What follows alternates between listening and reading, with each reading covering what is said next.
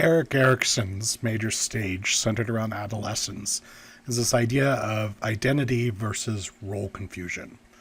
If you'll remember that with Erikson, there are these conflicts that occur at each stage that have to be resolved. They focus on psychosocial issues. And in this case, it's the development of one's identity, who you are as a person, what role you're going to fulfill in terms of your career aspirations, in terms of your sexual development, your relationships, your family, your goals, your dreams, like internalizing this idea of this is who I am as a person versus confusion about what that entails. To Erikson, there are two main ways in which this identity versus role confusion can fail to resolve. The first one is through foreclosure, which is when one chooses an identity not based on motivations internally, true desires and goals, but rather sort of abdicates that to other people in your life, whether it's coaches or teachers or parents or other externalities that sort of force you to foreclose on an identity that may or may not be something you actually want to have.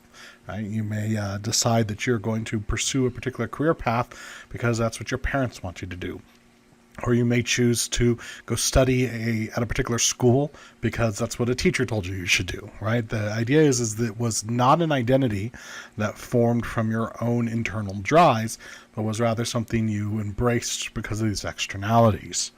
The problem with this is that since it doesn't necessarily reflect your true drives, oftentimes we can reach a point a few years down the line, maybe even a few decades down the line, where we're suddenly like, well, wait a minute, this isn't who I am, this isn't what I want to be, and can create a lot of distress.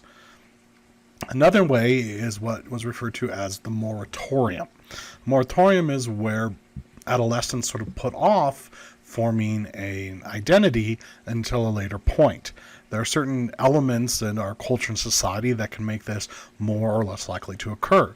In cultures and societies that emphasize that end of adolescence is really the time where you should be establishing families and careers and integrating into your community, it's more difficult. In societies and cultures that offer sort of extended adolescence, this young adulthood development, like, for example, college, which gives many individuals a chance to kind of explore different identities, study different things without forcing them to pick one thing or another.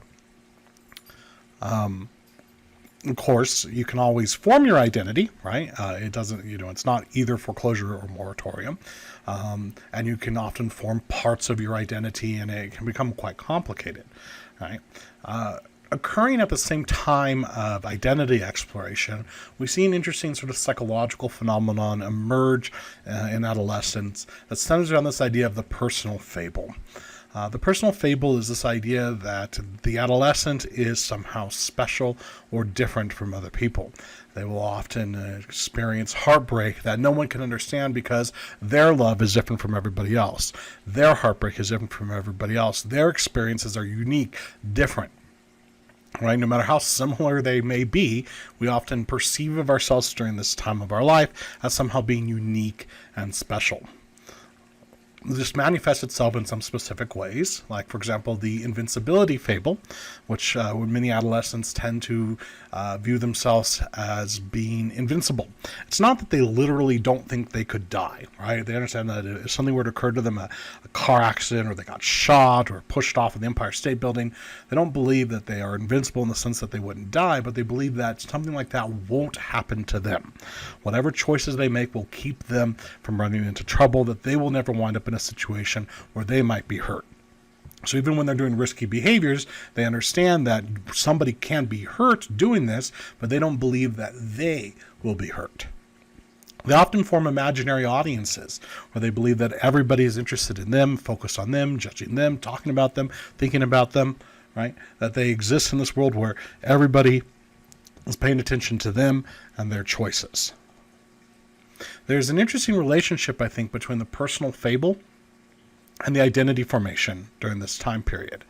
And I am actually going to ask you guys to explore that question as part of a discussion thread. So once you finish with this video, hop on over to the discussion thread and see the assignment I have for you. Thank you.